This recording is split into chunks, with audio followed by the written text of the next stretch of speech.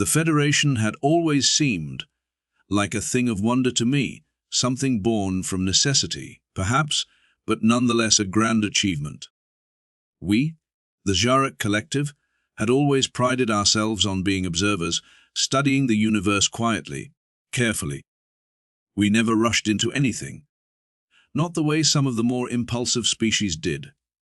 We watched, we waited, and when the time was right, we acted. And when the Federation first came into being, we were there, watching it unfold with all the skepticism that comes with seeing so many species, so many minds, bound together in a single entity. It was supposed to be a great union, a peaceful gathering of minds. And for a time, it worked. The Federation was a place where species who had once warred for eons could sit together in one room, share resources, share knowledge and grow. But there was always something about it that didn't feel entirely stable. Too many egos, too many hidden agendas. Things no one spoke about openly. The leaders made speeches about unity, about peace, but you could see the cracks behind the rhetoric. The factions, the rivalries, the whispers that ran through the corridors of the Federation Council. It wasn't long before I began to wonder if the Federation was truly as united as it claimed to be, or if it was simply a house of cards waiting for the right wind to blow. And then there was them, the Black Hand. It was a shadowy faction, a group of individuals whose motives were never entirely clear. Some of them were high-ranking members of the Federation, others were spies, operatives moving through the Federation's ranks, pulling strings without anyone knowing. They wanted chaos. They wanted to see the Federation falter, and it was their influence that threatened to tear apart what we had built. But here's the strange part. No one saw it coming. Not the older races, those who had been around for centuries and had seen far more than I. They were blind to it, too focused on the political games they were playing. They thought they understood the Federation, that it was strong enough to withstand any threat. But they underestimated something they shouldn't have: the humans. When the humans first joined the Federation, I admit I was skeptical. What could a young species, still recovering from centuries of internal conflict, offer to a galactic alliance made up of ancient civilizations? They were new, unpolished, and their understanding of galactic politics was, at best, rudimentary. I didn't expect much from them. In fact, I thought their inclusion was more of a political gesture than anything else. How wrong I was.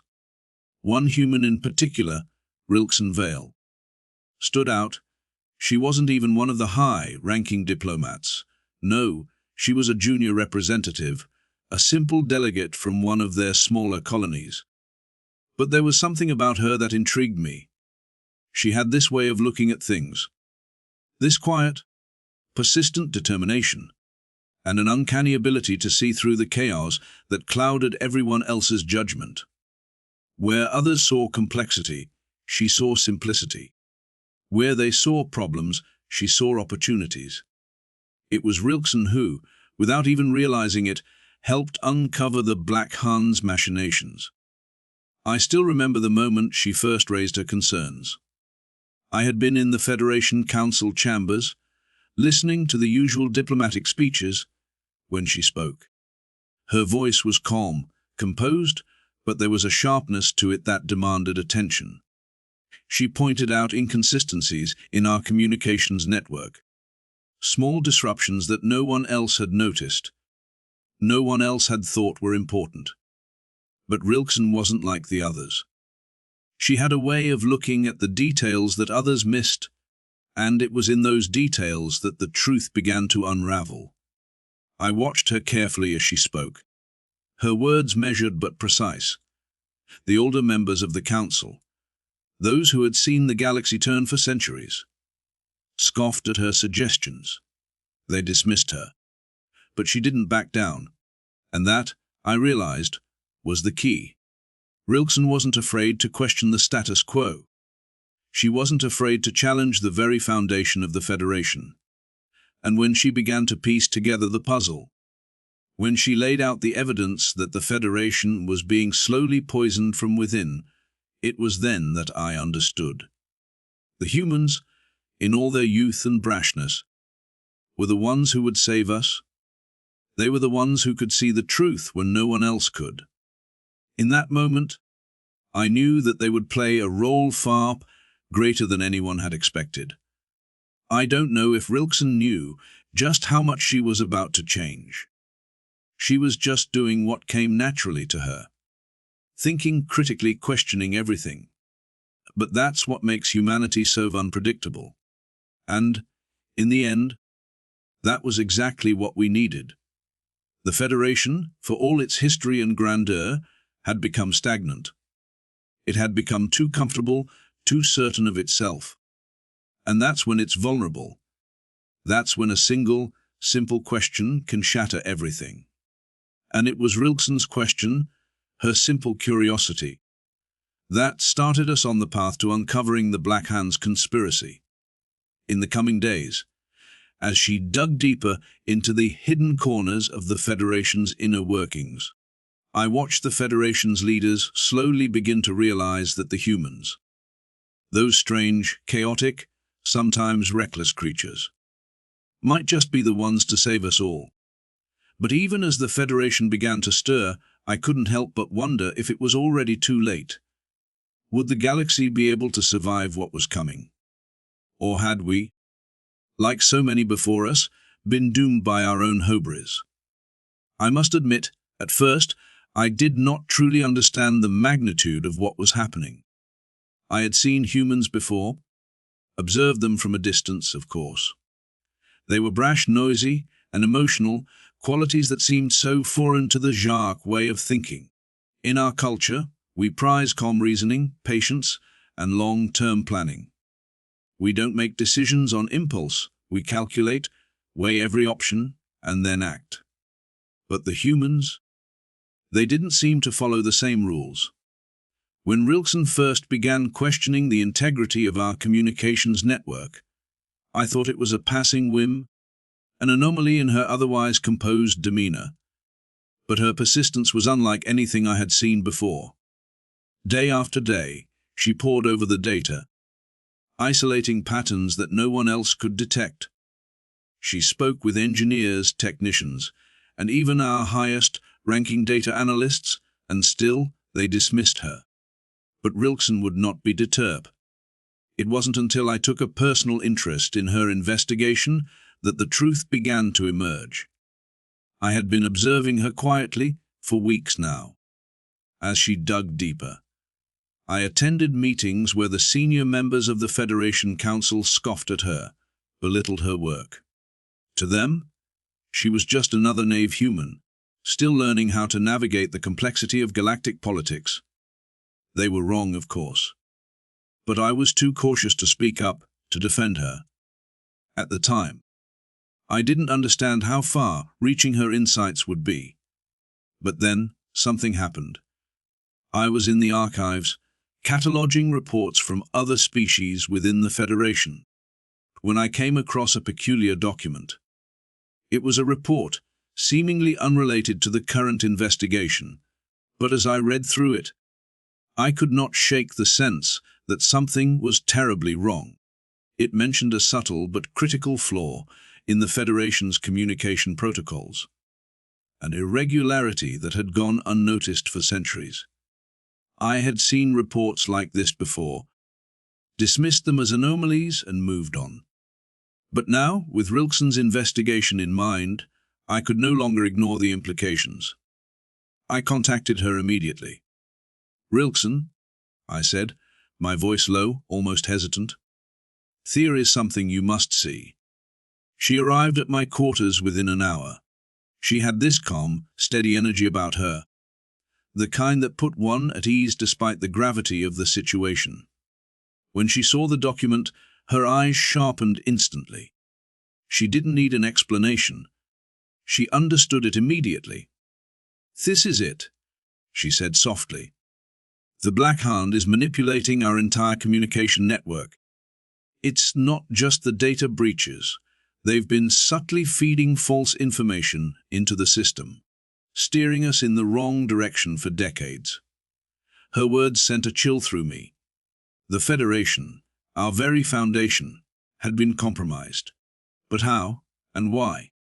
Why had it taken so long for anyone to notice? I've been studying the patterns. She continued, tracing a line through the document with her finger. The inconsistencies started small, like a ripple in a pond. They didn't make much sense at first, but over time they've grown, built up to a point where they're now causing us to misinterpret crucial data. The Black Hand is using this flaw to control the flow of information within the Federation. I paused, taking in her words. To think, the Federation, this mighty institution that spanned across galaxies, held together by countless species, was at the mercy of a few shadowy figures. The Black Hand was not just a terrorist organization or a group of radicals. It was a deeply embedded force within the very heart of the Federation, pulling strings, making decisions that affected the lives of trillions. Rilkson's mind worked quickly, turning over the information in front of her, piecing things together with a fluidity I could not match. As a Jacques, I prided myself on my logical thinking, my ability to calculate every possible outcome. But Rilkson was different. She approached problems not with cold calculation, but with an unyielding sense of curiosity, a thirst for truth that drove her forward no matter how insurmountable the task seemed. It was this unshakable resolve that I came to realize was her greatest strength. We need to go directly to the Federation Council, she said, her tone firm. If we don't act fast, the Black Hand will have control over us all. I could see the resolve in her eyes, the same kind of determination I had seen in no other species. Humans, for all their imperfections, had something that no other race possessed, an indomitable will to fight for what was right, even when the odds were impossible. Rilkson was not a seasoned diplomat. She was not a scholar or a master of intergalactic law. She was simply a human, someone who saw the problem clearly and refused to back down. But the path ahead would not be easy. The Federation Council was not a place for sudden revelations. It was a place of politics, of carefully calculated speeches and well-practiced alliances. Rilkson would have to navigate a web of deceit and influence that stretched back millennia, far beyond her experience. Yet, somehow, I believed in her. I knew she would not falter. Not now. We need to go to the heart of the Federation, to the council chambers, she said again, her voice unwavering. We cannot allow this to continue. I nodded, my thoughts already racing ahead, calculating the next steps. As we made our way toward the council, I couldn't help but wonder what the future would hold. Would Rilkson's discovery change the course of history, or would the forces aligned against us prove too powerful? The stakes had never been higher, and the truth, once revealed, could either save us or destroy everything we had worked for. The Federation, I realized, had grown complacent. It had become comfortable, confident in its own strength. But humanity was not so easily bound by tradition. They saw a problem, and they solved it. They didn't wait for permission, didn't hesitate to take action when it mattered most. And perhaps that was what would save us. The journey to the Federation Council was tense, filled with a sense of foreboding that I couldn't quite shake. As we traveled through the corridors of the Federation's flagship, I could feel the weight of history pressing down on me. The Federation had stood for centuries, a shining beacon of unity and progress in the galaxy. But in that moment, it felt fragile, on the verge of shattering. Rilkson's pace never faltered. She walked ahead with a quiet determination, as though she had already accepted that the outcome of this journey was not guaranteed. It was that attitude, that quiet confidence, that made her so dangerous in the eyes of those who sought to keep their secrets hidden. She was unrelenting in her pursuit of the truth, and that would either save or destroy us all. We reached the council chamber, a grand structure that resembled an ancient amphitheater more than a place of political governance. The vast room was filled with representatives from every known species in the Federation, their eyes fixed on the central platform.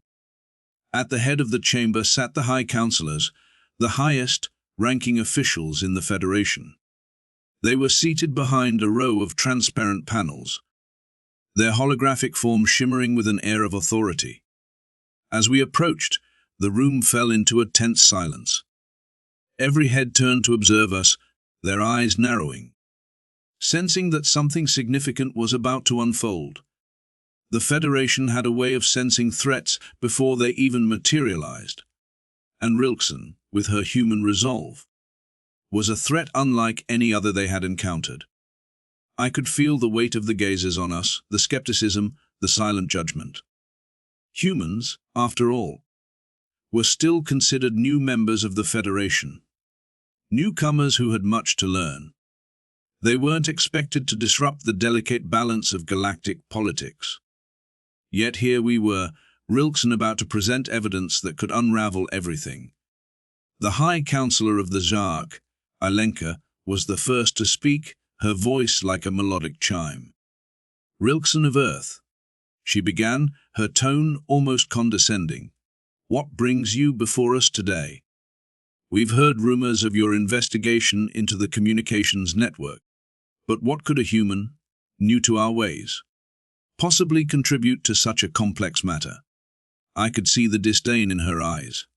Alenka, as one of the founding members of the Federation, had always looked down on humans, considering them impulsive and lacking the patience required for true scientific inquiry.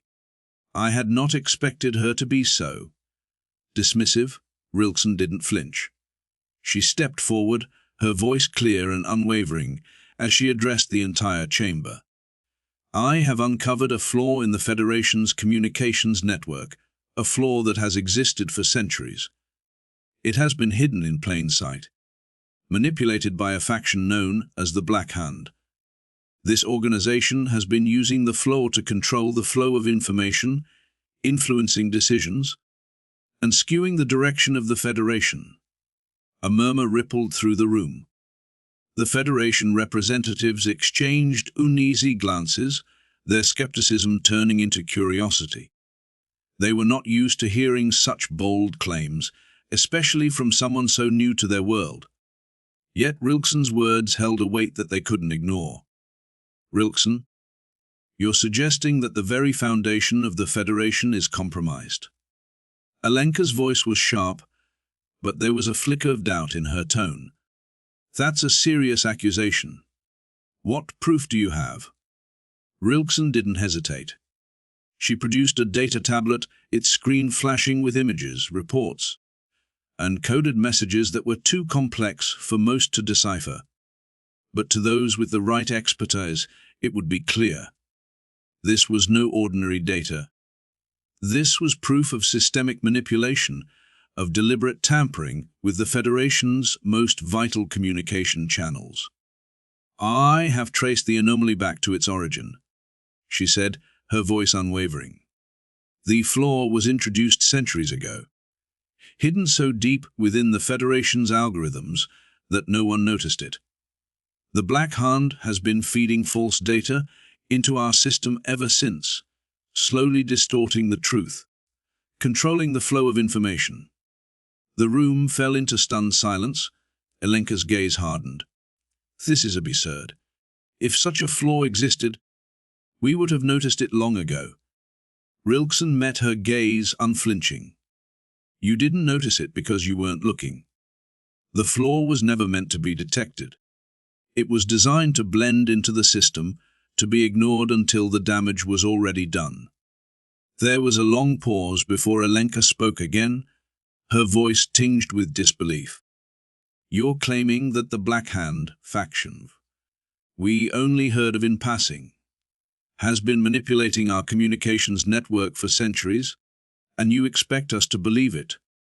I have the evidence, Rilkson replied, her voice calm but firm. The data speaks for itself. And if we don't act on it now, the Federation's future is in jeopardy. The room was in chaos now. Representatives argued, traded accusations, and questioned Rilkson's findings. But there was one thing I knew for certain: Rilkson had exposed a truth that could not be ignored. The Federation was built on a system of trust, and that trust had been shattered. As I stood there, watching the scene unfold, I felt a sense of inevitability. Rilkson had taken the first step toward exposing the corruption that had plagued the Federation for centuries. She had challenged the status quo, and now the Federation could never go back to the way it was. The question now was whether they would accept the truth, or try to bury it. The chaos in the council chamber reached a fever pitch. Representatives from all corners of the Federation were demanding answers, questioning the integrity of Rilkson's evidence. The Jark High Counselor Elenka was particularly vocal, accusing Rilkson of fabricating a conspiracy. But despite the outcry, a few voices, ones that I hadn't expected, began to rise in support. A soft click echoed from the back of the room as a tall, dignified figure stepped forward. It was Zoroth, a respected elder of the Vanta species, known for his patience and wisdom.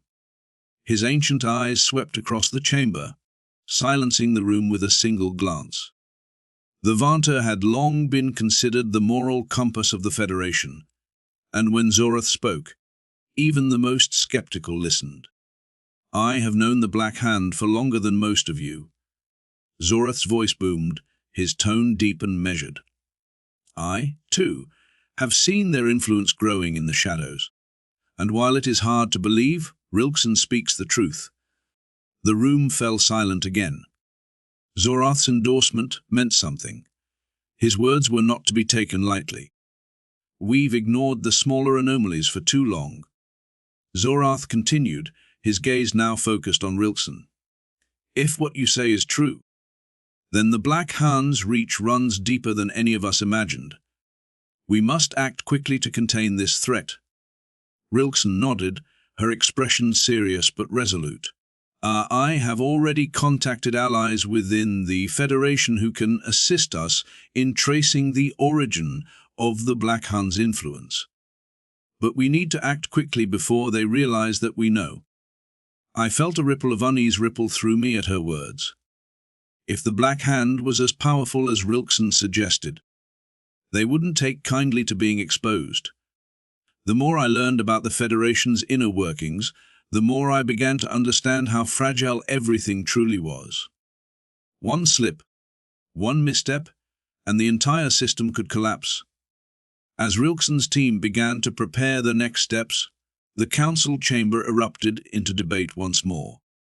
Some representatives urged caution, suggesting that perhaps Rilkson was jumping to conclusions. Others called for an immediate purge of the communications network to prevent further manipulation. But as the voices grew louder, I could see the tension building between the council members. They knew the stakes, but they were too entrenched in their own agendas to make any meaningful decisions. That's when the power went out. A sudden, all-encompassing darkness enveloped the chamber. The screens, the lights, the holographic projections, all vanished in an instant. The room plunged into complete silence. What is this?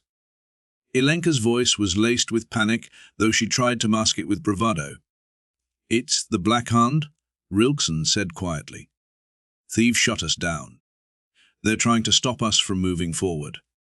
Panic began to spread through the room as the Federation's representatives fumbled with their consoles, trying to restore power. But it was clear the Black Hand had anticipated this move. They were one step ahead. Rilkson's eyes were steely with determination. We need to move quickly. The longer we stay here, the more dangerous it becomes. But as Rilkson turned to leave, I saw a small flicker of movement in the corner of my eye, a shadow slipping unnoticed between the rows of seats. It was an assassin sent by the Black Hand. Their goal was clear: stop Rilkson at any cost. I didn't hesitate. I lunged toward the shadow, my instincts taking over as I tackled the figure to the ground. A scuffle ensued, but the assassin was skilled, trained to kill without mercy. In the chaos, the lights flickered back on, and the chamber was bathed in harsh white light once more. The assassin's face was obscured by a mask, but the faint markings on his armor revealed his true allegiance of the Black Hand. Rilkson turned and, seeing what had happened, moved quickly to disarm the assassin, her movements swift and efficient. Within moments, he was restrained and brought before the council. "This is what we're up against," Rilkson said, her voice steady despite the threat. "The Black Hand will stop at nothing to preserve their control. But we've just begun to fight back." I could see the council members now, their expressions shifting from skepticism to something else. Fear. Fear of the unknown. Fear of the shadowy organization that had infiltrated their ranks for centuries. Rilkson was right. This was only the beginning. The tension in the room was palpable as the council members processed what had just occurred. The assassin, bound and silenced, was led away, but the atmosphere remained thick with uncertainty. Rilkson's revelation had shaken the Federation to its core, but the question remained: what now? How could they possibly counter an enemy with so much power, influence, and a network that had been entrenched in their system for centuries? I could sense that not everyone in the room was ready to take action. While Zorath stood firmly by Rilkson's side, others were still hesitant, unsure of how to proceed without further risking the fragile peace they had worked so long to maintain. The fear of destabilization was a powerful force, and the thought of a galactic war over something as abstract as communication systems was enough to keep many quiet. But Rilkson wasn't waiting for them to decide. She had already made up her mind. "I have a plan," she said, her voice firm and commanding, cutting through the murmur of the assembly. "We cannot sit idly by while the Black Hand dismantles everything we've worked for. We need to strike first." At her words, the council fell silent. A few representatives exchanged nervous glances, but the realization that Rilkson was no longer going to wait for consensus was clear. This was her fight, and she was prepared to fight it alone if necessary. "Explain," Zorath said after a long pause. His voice, usually so calm, now carried an edge of urgency. Rilkson glanced around the room, her gaze locking on each of the council members in turn. Then she leaned forward, her hands resting on the table. "We've been trying to trace the Black Hand's influence within our communications networks, but the truth is, they've anticipated every move we make. They've been one step ahead because they've been watching us, monitoring us, for far longer than we realized. But we have something they don't." The room fell still, the weight of her words sinking in. "We have humans." The words hung in the air for a moment before anyone spoke. The council was divided on the inclusion of humans in the Federation. Some saw them as unpredictable and dangerous, others as a valuable asset. But no one had expected Rilkson to make this bold suggestion. Humans were a wild card, and the idea of relying on their unconventional methods seemed absurd to many. But Rilkson was unshaken. Humans think differently. Their minds aren't bound by the same rigid structures that we are. Their creativity and adaptability have allowed them to thrive in ways the Federation never could have anticipated. She turned to me, her eyes meeting mine. I could see the weight of the decision in her gaze. "I need you to reach out to your people. I need you to bring me the best human minds we can find. We'll need them for what's to come." I nodded, understanding the gravity of her request. It was one thing to fight an invisible enemy within the Federation, but now, Rilkson was asking me to bring in humans, who had their own tumultuous history with the galactic system, to solve a problem that had confounded even the Federation's brightest for centuries. I couldn't help but feel a surge of pride. The humans may have been underestimated by the Federation, but this was their chance to prove just how wrong everyone had been. As I prepared to leave the chamber and begin my task, I could feel the weight of history on my shoulders. This was a moment that would define not just the Federation's future, but the future of humanity itself. The Black Hand had underestimated them just as they had underestimated me. And now, it was time to show them that we were not to be ignored. I left the council chamber, my mind spinning with the enormity of Rilkson's request. The Federation had long kept its distance from humanity, wary of their volatile nature and their unstructured, impulsive ways. Yet Rilkson had placed her faith in them. And now it was up to me to find the right people to prove her faith wasn't misplaced. The human mind was, to put it simply, a labyrinth of potential. Unpredictable, yes, but brilliant. In the face of danger, humans often rose to the occasion, outwitting enemies and overcoming impossible odds.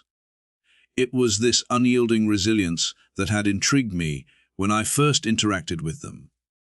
The Federation had seen humans as unpredictable, raw, and sometimes reckless. But they were not the mindless brutes others assumed. As I prepared to board the transport to Earth, I thought back on my first encounter with the humans. It had been years ago now, but their reactions were still fresh in my mind. Their curiosity, their willingness to learn, to adapt, and to question everything. They were qualities that set them apart. I didn't fully understand why these traits had been dismissed for so long, but now I had no time for such questions. There was work to be done. Earth was chaotic, vibrant, and loud. The cities sprawled across the planet's surface like ants scurrying in a frenzy, their movements full of purpose but lacking coordination. To an outsider, it was all too much, too many voices, too many conflicting desires. Yet there was something magnetic about it, something compelling in the way these beings thrived in such an environment. I landed in one of Earth's largest cities, Tokyo, where the pulse of humanity was impossible to ignore. It was here that I hoped to find the ones who would answer Rilkson's call. Human minds that could see beyond the limitations of their own planet, who could think in ways that the Federation never had. I had prepared myself for the usual blend of skepticism and curiosity that came with introducing an alien into their midst. But I hadn't anticipated the personal toll it would take. Humans, while resilient, were also deeply divided. I didn't know what it was about their species that made them so simultaneously united and fragmented, but it became evident to me that my task was not going to be easy. I reached out to several human leaders in the scientific and technological fields, offering a partnership with the Galactic Federation. Some of them scoffed, thinking it was a hoax or some sort of elaborate scheme. Others were intrigued but unwilling to commit. Then there were those who saw the opportunity for what it was, a chance to change the course of history. I was drawn to one such individual, Dr. Emilia Harrow.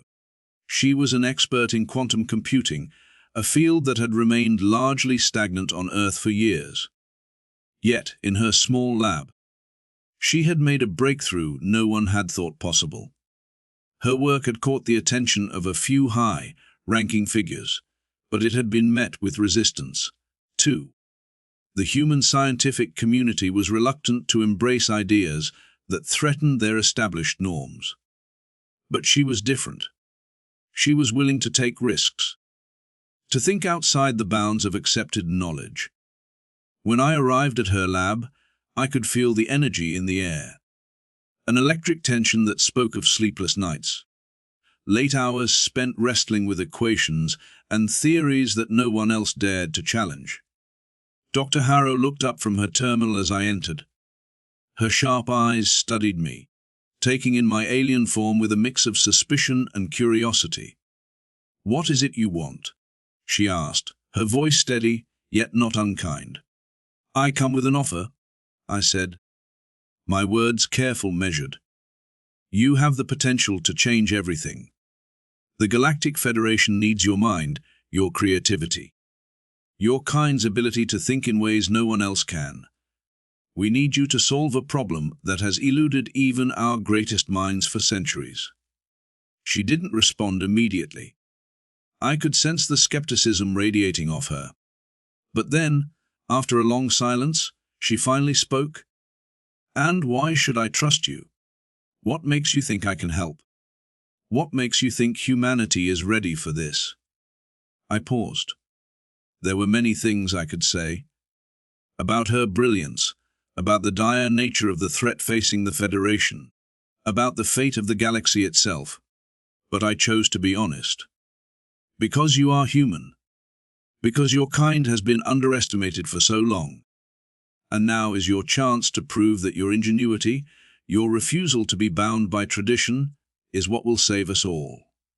She stared at me for a long moment, and I could see the wheels turning in her mind.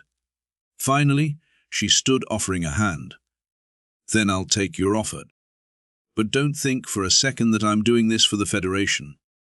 I'm doing this for humanity." I left Earth with Dr. Harrow, her eyes alight with the excitement of the challenge ahead. She wasn't the only one I had recruited, but she would be the one to lead the team. I had brought together a group of humans, scientists, engineers, and strategists, each one a specialist in their field. Together, they would tackle the problem the Federation had failed to solve for centuries. As we made our way back to the Federation's headquarters, I couldn't help but feel a strange sense of optimism. The Federation had doubted the humans, had looked down on them, but now their time had come. They would show the galaxy just how much humanity was capable of, and the Black Hand would soon learn that it had made a grave mistake underestimating them. Dr. Harrow and her team arrived at the Federation's base with a sense of urgency that matched the gravity of the situation. The Federation's scientists had spent countless centuries studying the problem, but they had never been able to break through the Black Hand's cryptic barrier. Their methods, grounded in logic and reason, had failed repeatedly. The human team, however, brought with them an unconventional mindset, an approach that was alien to the Federation. They were not bound by centuries of tradition, nor were they constrained by the Federation's scientific dogma. They were outsiders, untethered to any preconceived notions of what was possible. It was in this open-mindedness that I placed my trust. Doc Harrow had made a bold move from the moment she stepped into the Federation's command center. While the Federation's scientists focused on algorithms, she was already digging into the problem with a fresh perspective, a perspective no one else had thought to explore. The Black Hand's communication technology wasn't based on any known physics. It was a tangled mess of abstract patterns that twisted the laws of the universe in ways that no one had previously understood. But Dr. Harrow had an idea, one that no one else had considered. "We've been approaching this all wrong," she said, her voice calm but firm as she addressed the Federation's top scientists in the Grand Conference Room. "We're using the wrong tools. These signals you've been trying to decode, they aren't meant to be decoded in the traditional sense. They're not purely scientific. They're emotional." The room fell silent. The Federation's top minds, beings with centuries of experience, stared at her as she had just spoken a language they could not comprehend. "Emotional? How could that be? We've been treating this like a technical problem." Dr. Harrow continued, "But it's not. The Black Hand's technology is based on something deeper, something we've ignored. We're dealing with a form of communication that doesn't follow the laws of logic as we understand them. It's rooted in the way emotions resonate across time and space. I could see the skepticism in the eyes of the Federation scientists, but there was also a flicker of curiosity. It wasn't often that someone came in with an idea so different, so unorthodox, that it made them question their entire worldview. We've been trying to map these signals to the known constructs of space and time, Dr. Harrow explained. But what if that's the mistake? What if we need to be looking at them through the lens of human experience? A lens that's shaped by emotion, intuition, and creativity. Her words hung in the air, slowly sinking in. The Federation had spent countless years trying to impose order on the chaos of the Black Han's communication methods, but Dr. Harrow was suggesting something entirely new, something that went beyond the bounds of known science. "I'll need access to your quantum network," she said finally. "I'll need to run simulations that incorporate emotional resonance. The signals we've been tracking, they're not just data. They're feelings, memories, intentions." The Federation's scientists exchanged uneasy glances. Many of them were reluctant to accept this new approach. It was too unconventional, too risky. But what choice did they have? After centuries of failure, they were left with nothing but the unknown. It was then that I saw the first spark of belief in their eyes. Dr. Harrow had done what I had hoped. She had opened a door that no one else had even seen. A door that, once opened, revealed the possibility of solving the Federation's greatest dilemma. The next few days were a blur of activity. Dr. Harrow and her team worked tirelessly. Their eyes bloodshot from lack of sleep, their minds focused on cracking the Black Han's code. The Federation's scientists had been cautious in their involvement. But as time passed, they began to see the potential of Harrow's theory. There was something to this idea of emotional resonance. It was messy and abstract, but it was also groundbreaking. I stayed close to the team, observing their progress with a mixture of hope and awe. Humans had a unique ability to innovate, to take risks, and to pursue the unknown without the constraints of established thought. I began to believe that humanity had a part to play in the Federation that no one could have anticipated. And then, on the third day, they did it. Dr. Harrow's team had broken through. They didn't do it with sheer calculations or by adhering to known scientific methods. No, they had used something far more elusive. Intuition.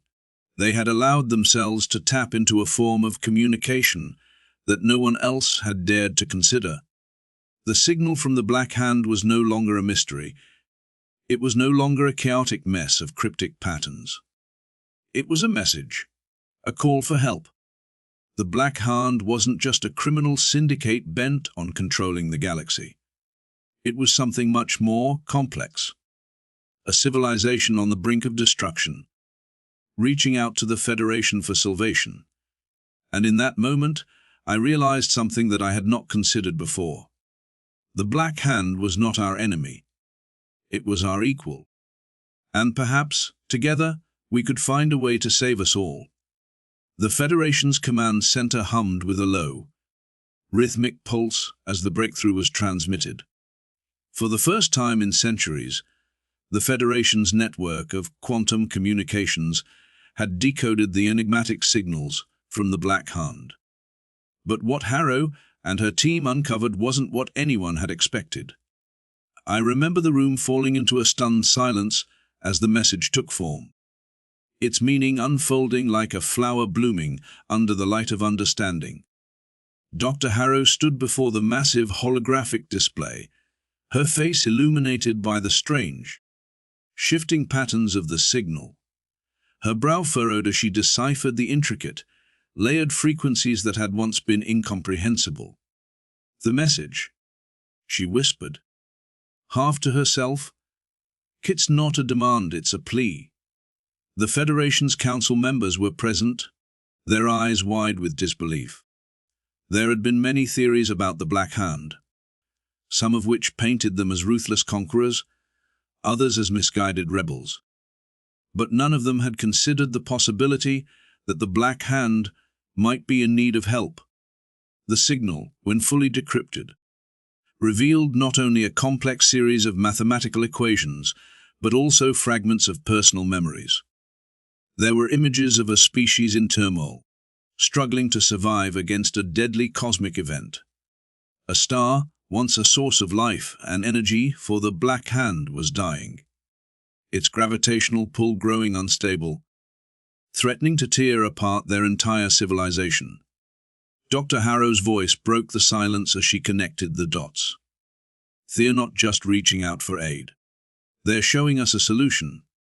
The Black Hand, it seemed, had developed a form of quantum technology that allowed them to manipulate space, time in ways that the Federation had never imagined. But even with their advanced methods, they could not escape the destruction of their star. It was a paradox, a deadlock, between the natural laws of physics and the cutting-edge technology they had mastered. The more they tried to stabilize their sun, the more they destabilized their own existence. The message had been clear: the Black Hand needed help, not with their technology, but with the very laws of nature that governed their survival. For the first time, the Federation had the answer. The Federation's scientists had spent countless hours studying quantum entanglement and the nature of cosmic singularities. But it wasn't until Harrow's insight that the final piece of the puzzle was revealed. "This," Harrow said, turning to face the assembly, "this is where we step in. We've been focused on the wrong aspects of the problem. The Black Hand's technology may be advanced, but it's still grounded in the same physical laws that govern us all. What they need is a way to bypass those laws." I watched as the Federation's council exchanged murmurs of confusion and realization. It wasn't just a matter of technology. It was a matter of understanding the very fabric of the universe and manipulating it in ways that were once thought impossible. "We have the tools," Harrow continued, "to create a temporary singularity, something that could stabilize their star long enough for them to relocate. It's dangerous, yes, but it's the only way to save them." For a moment, there was an eerie stillness in the room as the implications of Harrow's words settled in. The Federation had long prided itself on its technological prowess. Yet here was a human, someone who had never before been part of their collective wisdom, offering a solution that transcended their understanding. And just as the Federation had underestimated humanity's potential, they had also underestimated how much they could learn from us. I watched as the council members deliberated, and I realized that something had shifted. The Federation was no longer solely focused on preserving its own power or its ancient ways of thinking. They were beginning to see humanity not as a simple species, but as a vital part of the future. A species that could think beyond the boundaries of known science and approach problems in ways the Federation had never imagined. "We'll do it," said Zether, the Council's most senior member. His voice was steady but filled with awe. "Prepare the quantum arrays. Let's save the Black Hand." The room erupted into action, but for a moment I stood there, reflecting on how far we had come. The Black Hand, once considered a threat, was now a partner in a galactic endeavor that had the potential to reshape the future of the Federation and humanity's place within it. As Harrow and her team worked with the Federation's finest scientists, they began to design the plan. The plan was simple in its execution, but complex in its execution. They would create a controlled singularity at the heart of the Black Hand's dying star.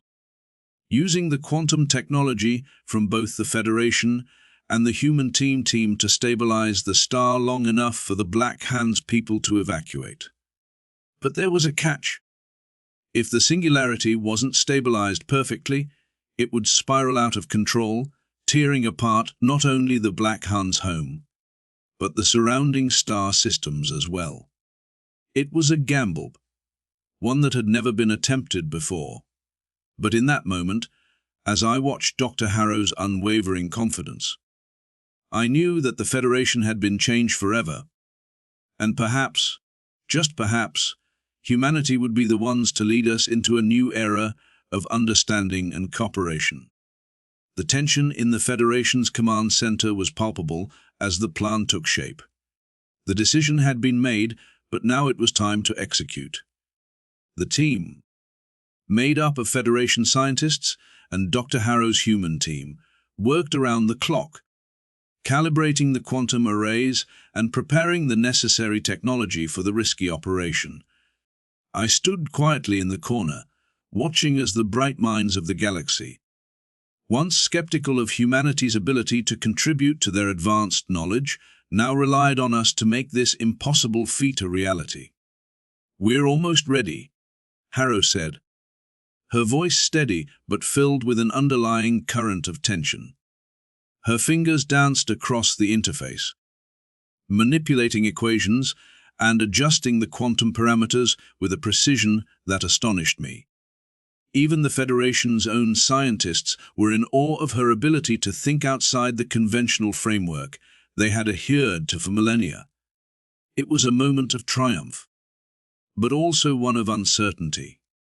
The singularity would be initiated in mere hours, and every minute that passed increased the risk of failure.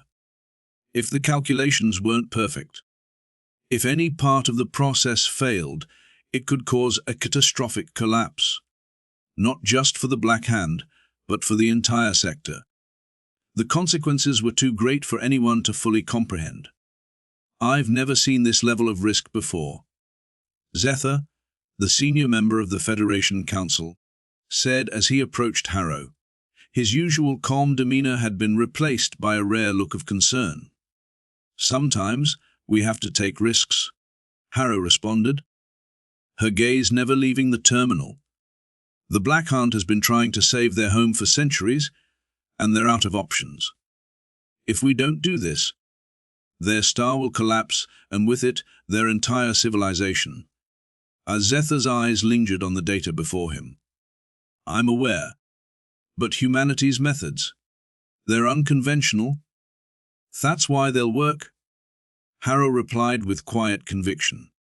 "Because the Black Hand never thought to look at the problem from this angle.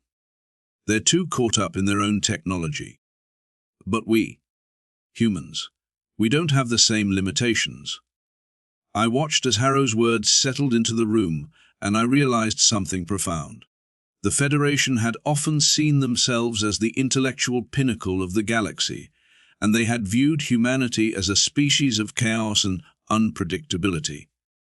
But now, they were turning to us not because of our technological might, but because of our capacity to think beyond the boundaries of known science. The Federation's pride had been shaken, but it was a transformation that had already begun. As the final countdown to initiate the singularity began, the atmosphere in the command center was electric. Harrow and her team made the last few adjustments, while the Federation scientists stood ready to assist.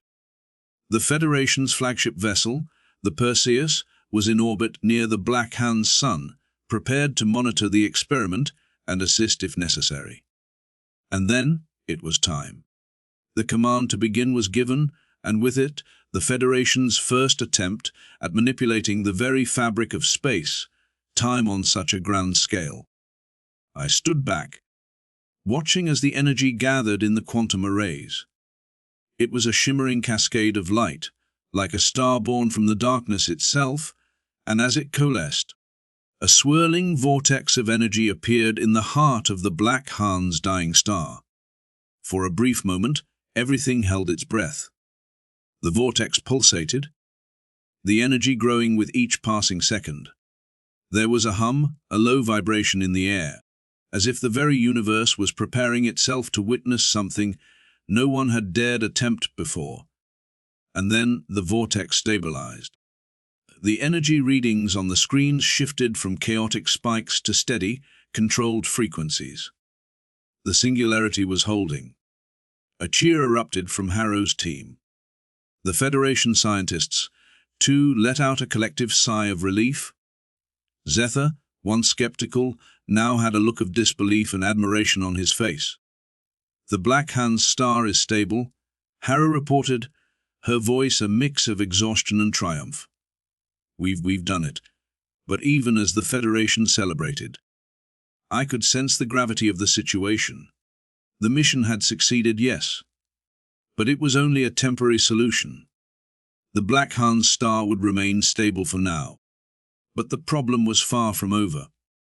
The real work would begin once they relocated their people and began rebuilding their civilization elsewhere.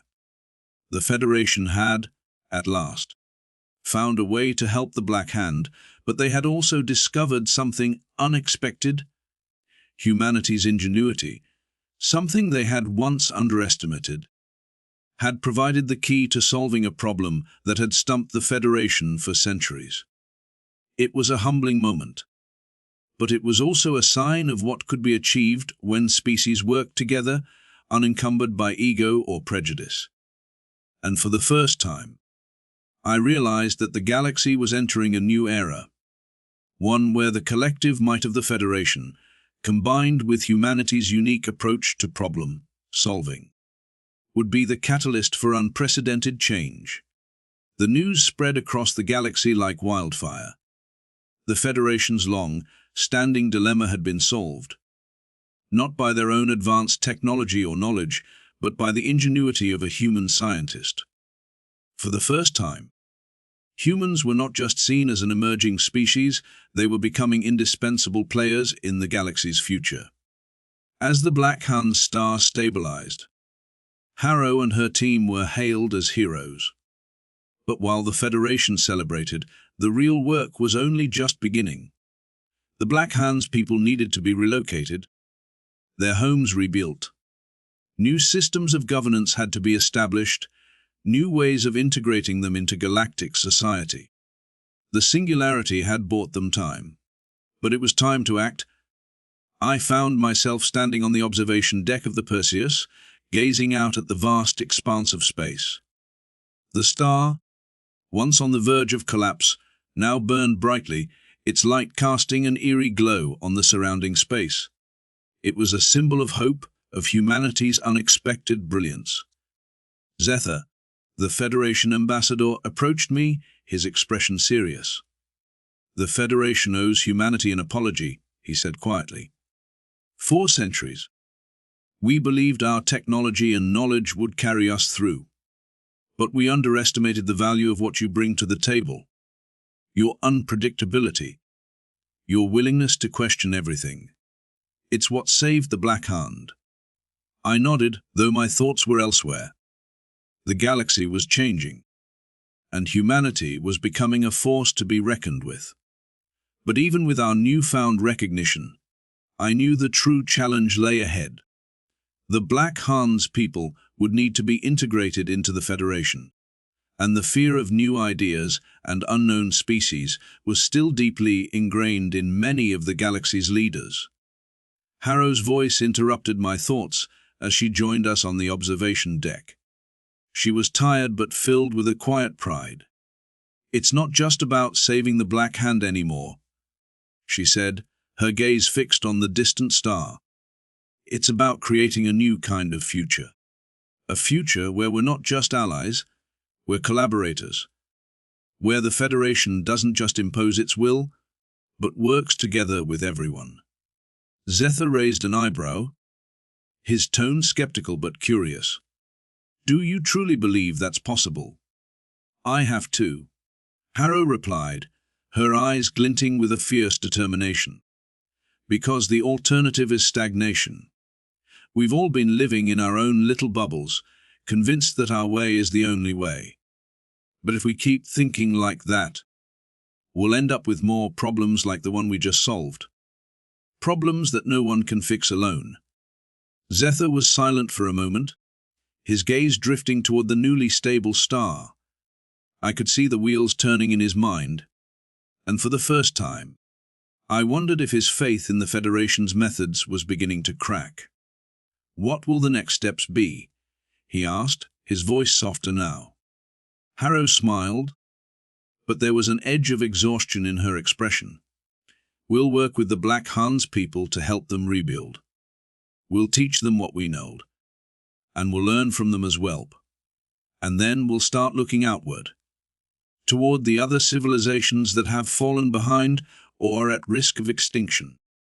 There's a lot more work to be done." I watched as Harrow and Zether exchanged a look of mutual understanding, a silent agreement between them. The Federation was no longer the unquestioned power it once was. To clean up, humanity had proven that even the most advanced civilizations could learn something from a species that had only just begun to join the intergalactic community. "Thank you," Zether said, turning to me. "Thank you for everything." I inclined my head, acknowledging his gratitude. But it wasn't just my effort, nor Harrow's, that had made this possible. It had been a collective effort, one that went beyond technology, beyond the walls of the Federation or the limitations of alien knowledge. It was a triumph of new perspectives, of a willingness to embrace the unknown. And that, I realized, was the true legacy of humanity. Not just solving problems, but doing so in a way that changed the very foundation of how the galaxy would function going forward.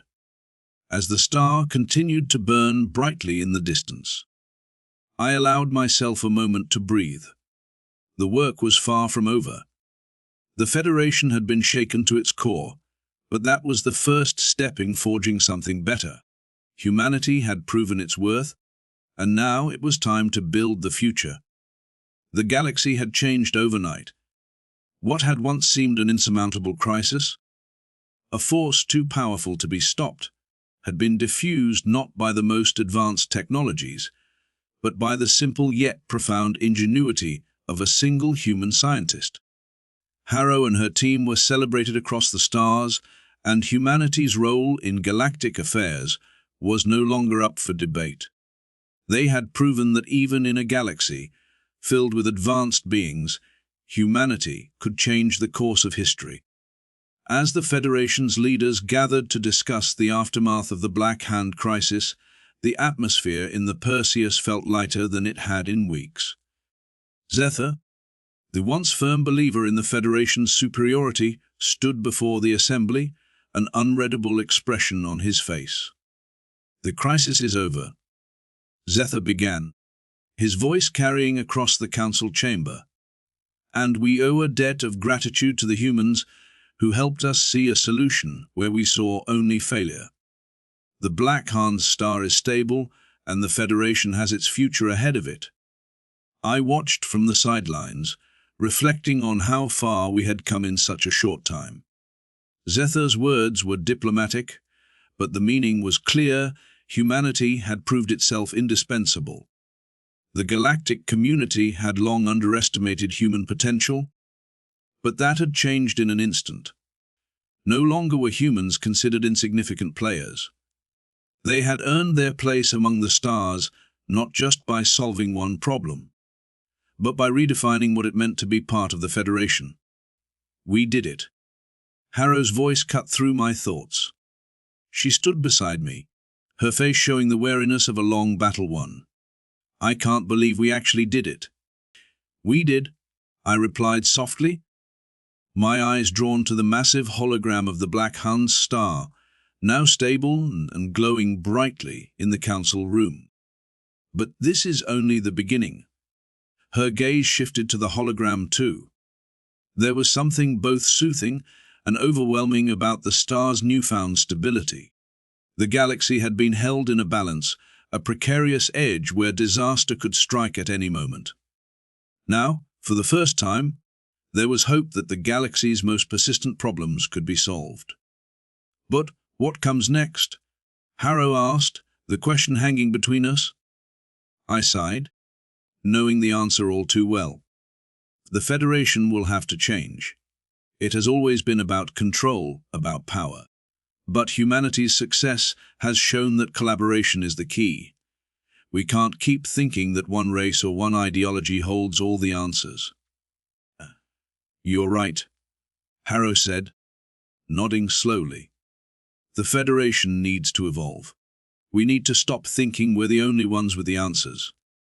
Our strength lies in working together, not forcing others to fit into a mold.